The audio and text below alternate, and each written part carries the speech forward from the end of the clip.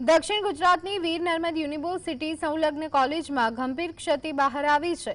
Practical પરીક્ષા વગર જ વિદ્યાર્થીઓને પાસ કરી દીધા અને જ્યારે ફાઇનલ રિઝલ્ટ આવ્યું તેમાં તે જ વિદ્યાર્થીઓ નાપાસ દર્શાવાયા। વાપીની રોફલ કોલેજમાં અભ્યાસ કરતા વિદ્યાર્થીઓની બીસીએના પ્રથમ સેમેસ્ટરમાં એટીકેટી આવી હતી।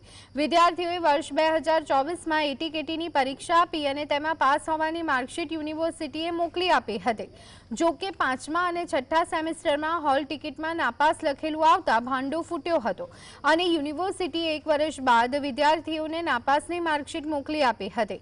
હવે ક્યાં અને કોનાથી ક્ષતિ થઈ છે તેની તપાસમાં વીર નર્મદ દક્ષિણ ગુજરાત યુનિવર્સિટી લાગી છે। कोई जगह लेक ऑफ कम्युनिकेशन थवाथी अथवा तो कई विद्यार्थीओ चूकी गया कि कॉलेजे नहीं लीधी आ एक प्राथमिक तपासनो विषय है।